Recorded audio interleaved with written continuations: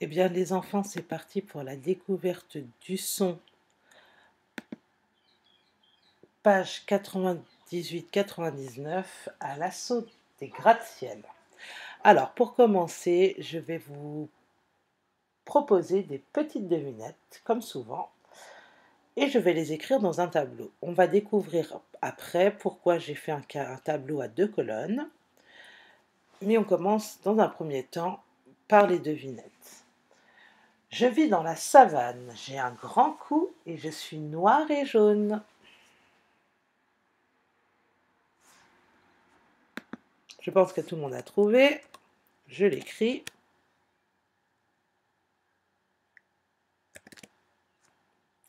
La girafe.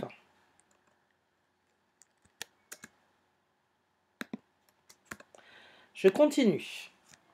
Je vis dans la savane et je suis l'animal le plus rapide. Je pense que tout le monde a trouvé. Je l'écris. Vous essayez de lire ceux qui n'ont pas trouvé. Le guépard.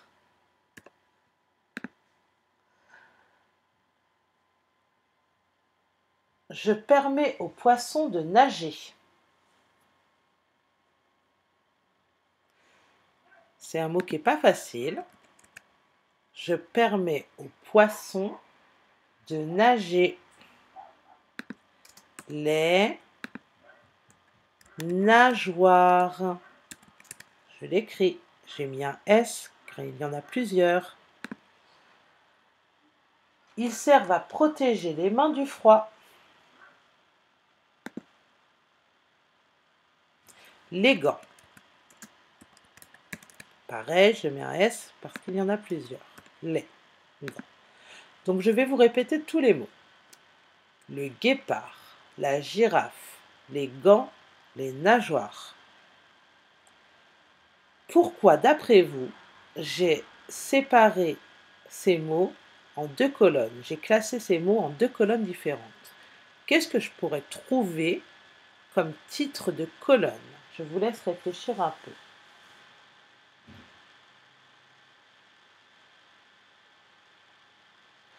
Alors, pour savoir quel titre je peux trouver dans ma colonne, je vais m'intéresser à la lettre G aujourd'hui. Je pense que tout le monde l'aura compris. Donc, dans cette colonne-là, j'ai un G. C'est vrai.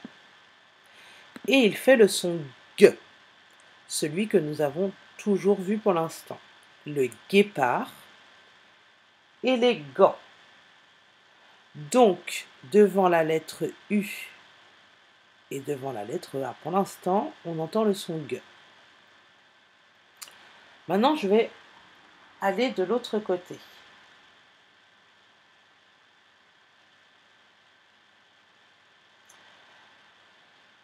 De l'autre côté, j'ai aussi la lettre G. Voilà. Dans girafe et nageoire, je vois bien le G, mais je n'entends pas le son G que nous avons toujours vu. Cette fois, j'entends le son J, comme la lettre J. Girafe et nageoire.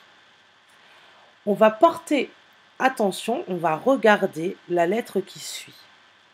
La lettre qui suit est un I. On voit bien le I ici. Je vais le mettre en une autre couleur, pardon, en bleu par exemple. Et là, c'est un E. D'accord? Devant le I et devant le E,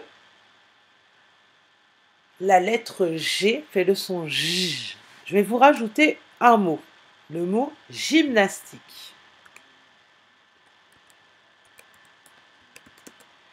Regardons le mot gymnastique. On voit aussi la lettre G.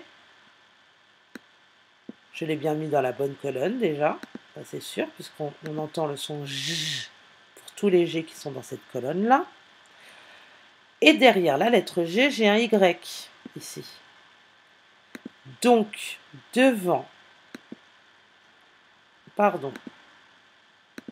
la lettre I devant la lettre E, devant la lettre Y, la lettre G fait le son J. devant la lettre A, on sait que le son G, la lettre G fait le son G. Je vais vous rajouter d'autres mots. Vous essayez de le lire.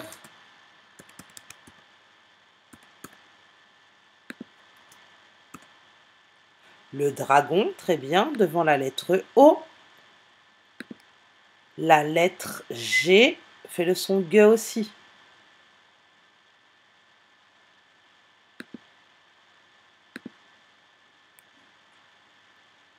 D'accord? Alors maintenant, j'aimerais porter votre attention sur le mot guépard. Je ne dis pas un guépard. Pourquoi? La lettre U est une lettre muette, on ne l'entend pas. Et cette lettre-là, moi, on l'a rajoutée pour faire le son G. Parce que devant le E, qu'est-ce qui se passe devant le E? La lettre G fait J. D'accord? Donc il y a parfois, dans certains mots, on rajoute un U pour faire le son G. Que cette fois, je vais mettre en vert. Et je peux rajouter aussi un E, parce que pour nageoire, c'est le même cas. Je ne dis pas des nageoires, je dis des nageoires.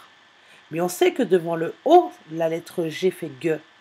Donc on a rajouté un E pour qu'il chante J.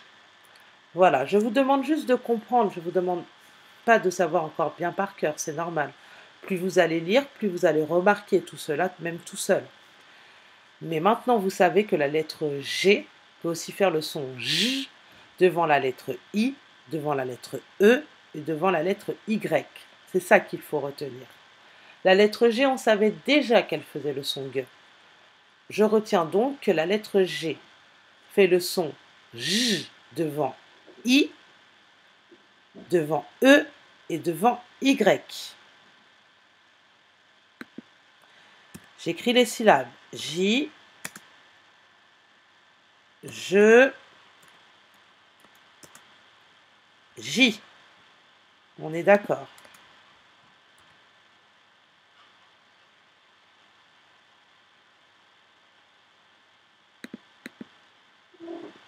Alors, je vous demande de prendre une photo du mot repère dans votre tête. Ah, c'est les aléas du direct.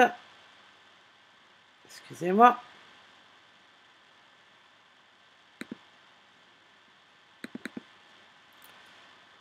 Bon, bah c'est pas grave. Alors, ici, on a le mot pigeon. Voilà, il est tout beau. Donc, c'est le titre de ma colonne. Oh, il ne veut pas, décidément. C'est pas grave, je vais le mettre là. Allez, viens, mon petit pigeon. Là, s'il te plaît. Bon, et ben on le met là, c'est pas grave. Le mot pigeon.